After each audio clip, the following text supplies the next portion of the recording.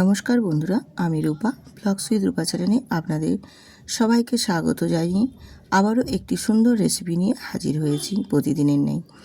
আজকের এই রেসিপিটি একেবারে অত্যন্ত সুন্দর এবং খেতেও ভীষণ ভালো লাগবে। এই বৃষ্টির দিনে যদি বিকেলের দিকে কিছু স্ন্যাক্স খেতে মন যায় তাহলে কিন্তু এইভাবে বানিয়ে নিতে পারেন। ভীষণ সুন্দর একটি স্ন্যাক্স রেসিপি, যেটা খুবই কম উপকরণ দিয়েই বানিয়ে নিতে পারবেন। এছাড়া ঘরে থাকা উপকরণ দিয়েই খুবই সহজ এবং খুবই সিম্পল একটা রেসিপি, যেটা খেতে দুর্দান্ত লাগে। বাড়িতে গেস্ট আসলেও বানিয়ে দিতে পারেন এই সুন্দর রেসিপিটি। তো রেসিপিটি বানানোর জন্য আমি এখানে মিডিয়াম একটা আলু সেদ্ধ করে নিয়েছি, আর তার সাথে নিয়েছি একটা ডিম। ঘরে থাকা উপকরণই কিন্তু লাগবে এই রেসিপিটি, অন্য কিছু এক্সট্রা লাগবেই না। আর আলুটা সেদ্ধ করে নিয়েছি আমি অফ ক্যামেরায়, আর আলুটাকে একটু কাঁটা চামচ দিয়ে খুব ভালো করে ম্যাশ করে নিয়েছি। এইভাবে একটু কাঁটা চামচ দিয়ে ম্যাশ করে নেবে, আলুগুলো বেশ সুন্দরভাবে কিন্তু একদম ম্যাশ হয়ে যাবে। এবারে সেদ্ধ করে নেওয়া ডিমটাকে আমি একটা গ্রেটারে করে ঝিরিঝিরি করে গ্রেট করে নিচ্ছি। আর এই ডিমটাকে গ্রেটারে গ্রেট করে নিয়েই এই রেসিপিটি বানাবেন, তাহলে কিন্তু খেতে মারাত্মক লাগবে, ভীষণ সুন্দর। বিকেলে চায়ের আড্ডার সাথে বা এই বৃষ্টির দিনে যদি মনে হয় একটু তেলে ভাজা স্ন্যাক্স কিছু খেতে ইচ্ছে হচ্ছে, তাহলে বন্ধুরা বানিয়ে নিতে পারেন এই সুন্দর রেসিপিটি। এটা আমি একটা ডিম আর আলু দিয়ে আজকে বানিয়ে দেখাচ্ছি তোমাদেরকে। ডিমের চপ কত সুন্দর হয় খেতে আর কতটা কম সময় লাগে সেটাও তোমাদের একদম দেখিয়ে দেব। এবারে আলু আর ডিমটাকে এক সাইডে রেখে দিয়ে গ্যাসেতে একটা ফ্রাই প্যান বসিয়ে দিয়ে অল্প তেল দিয়েছি, আর তেলের মধ্যে জিরে ফোড়ন দিয়েছি। এই রেসিপির ক্ষেত্রে কিন্তু জিরে ফোড়নটাই দেবেন, জিরে ফোড়নটা দিলে খেতে বেশ ভালো লাগে। এবারে এখানে কিছু উপকরণ আমি অ্যাড করে দিচ্ছি। এখানে আমি নিয়েছি আদা আর রসুন গ্রেট করে নেওয়া। আমি এখানে গ্রেট করে নিয়েছি, আপনারা চাইলে যদি একটু বেটে নিতে চান বেটেও নিতে পারেন। তো গ্রেট করে নিয়ে আমি এখানে রসুন আর আদা একেবারে অল্প পরিমাণেই দিয়েছি, দিয়ে একটু জিরের সাথে ভাজা ভাজা করে নিচ্ছি। এইরকমভাবে রসুন আর আদাটা ভেজে নিলে রসুন আদার কাঁচা গন্ধটা চলে যাবে বেশ সুন্দরভাবে, আর এই রেসিপিটি খেতেও ভীষণ ভালো লাগবে। তার সাথে দিয়ে দিলাম এখানে আমি গ্রেট করে নেওয়া গাজর, আর দেব দুটো কাঁচা লঙ্কা। কাঁচা লঙ্কাটা আমি এখানে দুটো দিয়েছি, আপনারা যদি ঝালটা আরেকটু বেশি বাড়াতে চান সেক্ষেত্রে লঙ্কার পরিমাণটাও বাড়িয়ে নেবেন। আর দেব এখানে পেঁয়াজের কুচো। তো তার আগে গাজর আর কাঁচা লঙ্কাটাকে খুব ভালো করে একটু ভাজা ভাজা করে নেব। গাজরটা ভাজা ভাজা হয়ে গেলে তারপর এখানে আমি একটা বড় সাইজের পেঁয়াজ কিউব কিউব করে কেটে দিয়েছি। তো এটা একটু বড় বড় করেই দিতে হবে, তাহলে পেঁয়াজগুলো বেশ একটু বড় সাইজের থাকবে, দেখতেও যেমনি ভালো লাগবে খেতেও কিন্তু ভালো লাগবে। যখন পেঁয়াজের এই কিউবগুলো মুখে পড়বে বেশ সুন্দর লাগবে। এবারে সব কিছু নাড়াচাড়া করে আমি একটু কষিয়ে নেওয়ার পর দিয়ে দিলাম এখানে স্বাদ মতো নুন, আর দেব এখানে হলুদের গুঁড়ো, তার সাথে দেব এখানে জিরে গুঁড়ো।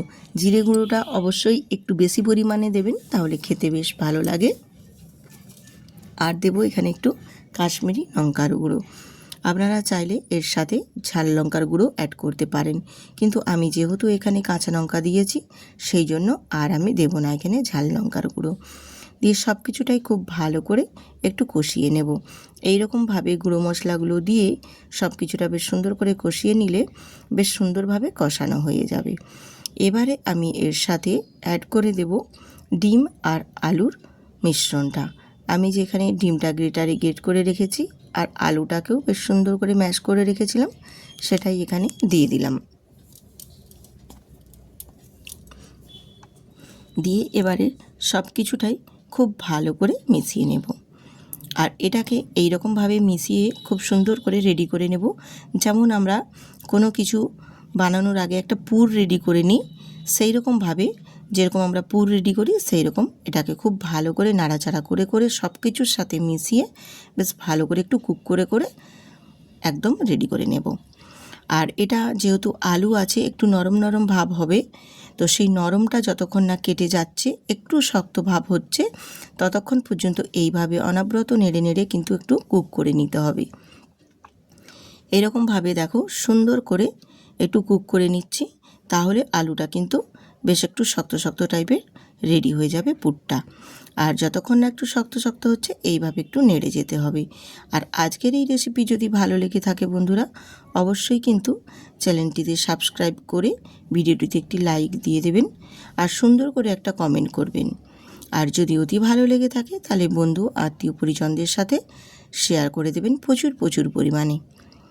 আমার ডোটা দেখো রেডি হয়ে গেছে, আলুর পুরটা। এবার এটাকে তুলে নেব একটা প্লেটে আর ঠান্ডা করতে রেখে দেব। এরপর একটা আমি এখানে বাটি নিয়েছি আর বাটির মধ্যে দিয়ে দিলাম 3 চামচ ময়দা। এবারে ময়দার মধ্যে অল্প অল্প করে একটু জল দিয়ে একটা ঘন ব্যাটার রেডি করে নেব। আর আমি এখানে এটা ময়দা দিয়ে করছি, আপনারা চাইলে কর্নফ্লাওয়ার দিতে পারেন, কিন্তু কর্নফ্লাওয়ার দিয়ে করলে খুব একটা মোটা যে হবে লেয়ারটা সেই রকমভাবে হবে না। এই কারণে আমি ময়দা দিয়েই তৈরি করছি এই ব্যাটারটা। আর ময়দা দিয়ে করলেই খেতে বেশ ভালো লাগবে, একটু মচমচে ভাবটা বেশিও হবে। আর ব্যাটার যে রেডিটা করছি ময়দার, আমি একটু ঘন করেই করছি, বেশ একটু মোটা মোটা ভাব থাকবে সেই রকম পর্যায়ে। আর আমি তোমাদের দেখিয়েও দিচ্ছি কীরকম এই ময়দা ব্যাটারের থিকনেসটা রাখবে, ঠিক একটু গাঢ় করে। এই যে দেখছেন গাঢ় ভাবটা, এই রকম গাঢ় ভাব করেই রাখতে হবে। এবার এটাকেও রেডি করে নিলাম। এবারে এটাকেও একটা সাইডে আমি সরিয়ে রেখে দিচ্ছি। এবারে এটাকে আমি এক সাইডে সরিয়ে রেখে এবারে চলে যাব আবারও আরেকটি উপকরণ নিয়ে আসতে। এখানে আমি বিস্কুট কিছু গুঁড়ো করে নিয়েছি, আপনারা চাইলে এখানে ব্রেড ক্রাম্বও নিয়ে নিতে পারেন। এবার এদিকে ময়দার ব্যাটারও রেডি, এদিকে বিস্কুটের গুঁড়ো রেডি। এবারে চলে আসলাম যে আলুর পুরটা রেডি করেছি সেই আলুর পুরের কাছে চলে এলাম। অনেকটা পরিমাণে ঠান্ডা হয়ে গেছে। এবার এটাকে আমি আরেকটু হাতে মেখে নেব, খুব ভালো করে একটু হাতে ঠেসে ঠেসে মেখে নেব। ব্যাস খুব সুন্দর হয়ে গেছে। এবারে এটাকে আমি হাতে অল্প অল্প করে একটু একটু করে নেব আর এই রকমভাবে একটু গোল গোল করে হাতে পাকিয়ে শেপ দিয়ে দেব। আর এটা আমি ভেজিটেবিল চপ যেরকম মানে এটা দেয় সেই রকম টাইপেরই আমি একটু লম্বা লম্বা করে এইগুলো শেপ দিয়ে দিচ্ছি। আপনারা চাইলে এগুলো গোল গোল শেপ দিতে পারেন, তো অবশ্য যে যার পছন্দ মতো সেই রকমভাবে শেপটা দিয়ে দেবে। তো আমি ঠিক যেরকম ভেজিটেবিল চপ রেডি করা হয় বা বানানো হয় ঠিক সেই রকমভাবে আমি এটা দিয়ে দিচ্ছি। দিয়ে একটু হাতের তালুতে একটু ঘুরিয়ে নেবেন, তাহলে বেশ সুন্দর একটা শেপ হয়ে যাবে। দেখুন আমি যেভাবে দেখিয়ে দিচ্ছি, সব কিছুটাই মুখে বলে বোঝানো যায় না বন্ধুরা, একটু দেখেও তোমরা বুঝে নেবে যে কীভাবে আমি বানিয়ে নিচ্ছি আজকের এই ডিমের চপের একদম সুন্দর করে রেডি করে নিচ্ছি। আর এইভাবে বানিয়ে নেবেন বন্ধুরা, বৃষ্টির দিনে হোক বা এমনি বিকেলেও যদি কোনো স্ন্যাক্স খেতে ইচ্ছে হয় এইভাবে বানিয়ে নিতে পারেন, ভীষণ ভালো লাগে আর খেতেও ভীষণ সুন্দর হয়। আর একদম বাড়িতে থাকা উপকরণ দিয়েই রেডি করে নেওয়া যায়। এবারে আমার এগুলো সব রেডি হয়ে গেছে দেখো। এবার একটা করে আমি এখানে ডিমের চপ যে রেডি করেছি সেগুলো ওই ময়দার ব্যাটারে ডুবাবো আর একটা কাঁটা চামচ দিয়ে তুলে নিয়ে বিস্কুটের গুঁড়োতে এবার আমি বিস্কুটের গুঁড়োগুলো সুন্দর করে লাগিয়ে নেব। এইভাবে প্রত্যেকটাই আমি রেডি করে নেব, বেশ সুন্দরভাবে দেখো রেডি হয়ে যাবে। বেশ একদম বিস্কুটের গুঁড়োটা দেখো সুন্দর করে লাগিয়ে নিয়েছি। এবারে চলে যাব গ্যাসেতে। গ্যাসেতে একটা কড়াই বসিয়ে তেল দিয়েছি আর তেলটাও খুব ভালো মতো আমি হিট করে নিয়েছি। এবারে এখানে দিয়ে দিলাম আমি ডিমের চপগুলো ভেজে নেওয়ার জন্য। আমি এক এক করে এইরকম একই সব কিছু রেডি করে নিয়েছি, দিয়ে এবার ওই গরম তেলের মধ্যে ফ্রাই করতে দিয়ে দেব। আর এগুলো ফ্রাই করে নেওয়ার সময় একটু কিন্তু সময় নিয়ে প্রথমে একটু ভেজে নেবেন কয়েক সেকেন্ড, তারপর এগুলোকে আমি উল্টে দেব। সঙ্গে সঙ্গে উল্টোতে যাবেন না, তাহলে কিন্তু ভেঙে যাওয়ার চান্স থাকবে বা ভেঙে যেতেও পারে। একটা পাশ একটু সময় নিয়ে ভেজে নেওয়ার পর তারপর উল্টে দেবেন। তো কত সুন্দরভাবে আজকের এই ডিমের চপগুলো আমি রেডি করে নিচ্ছি। দেখুন কতটা কম সময়ের মধ্যে এবং কত ইজিভাবে রেডি হয়ে যায়। দেখুন বাড়িতে থাকা উপকরণ দিয়েই বন্ধুরা বানিয়ে নিতে পারবেন। আমি আজকে যেই রেসিপিটি দেখাচ্ছি বা আমি প্রতিদিন যেসব রেসিপিগুলো আপনাদের সাথে শেয়ার করি একেবারে সম্পূর্ণ বাড়িতে থাকা উপকরণ দিয়েই কিন্তু বানিয়ে নিয়ে আপনাদের সাথে শেয়ার করি, যাতে আমার এই রেসিপিগুলো দেখে আপনারা বা আপনাদের মতো আরও অনেক যে বন্ধুরা আছে সবাই খুব সহজেই কিন্তু বানিয়ে নিতে পারবেন। এই কারণে আমি বাড়িতে থাকা উপকরণ দিয়েই সবসময় রেসিপিগুলো বানানোর চেষ্টা করি। আর এই ডিমের চপগুলো বেশ উল্টে পাল্টে লালচে করে ভেজে নিয়েছি। এরপর আমি এগুলোকে তুলে নিচ্ছি। আর এগুলো ঠিক এই রকমই লালচে করে ভেজে নিতে হবে, না হলে ঠান্ডা হয়ে গেলে আর একটু কালচে ভাব হয়ে যাবে। যাতে না সেই কালচে ভাবটা হয়ে যায় তার জন্য এই লালচে রকম করেই ভেজে তুলে নেব, তাহলে বেশ সুন্দর একটা কালার আসবে। আর বাকি যেগুলো ছিল আমার ডিমের চপ সেগুলোকেও ঠিক একই প্রসেসে একই রকমভাবে ভেজে নিচ্ছি। ভেজে নিয়ে তারপর ফিরে এসে আপনাদের দেখিয়ে দিচ্ছি। দেখুন কত সুন্দরভাবে আজকের এই ডিমের চপ রেসিপি রেডি হয়ে গেছে। সবাই বাড়ির সবাই কিন্তু আনন্দ করে খেতে পারবে।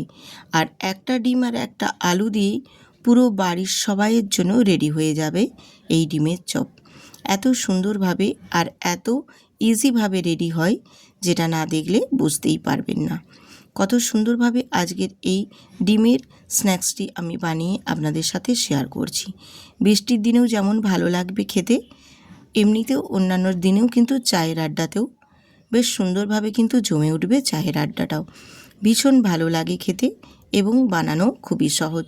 তো বন্ধুরা, যদি ভালো লেগে থাকে অবশ্যই কিন্তু বন্ধুদের সাথে শেয়ার করে সাবস্ক্রাইব করে পাশে থাকবেন। আজ এখানেই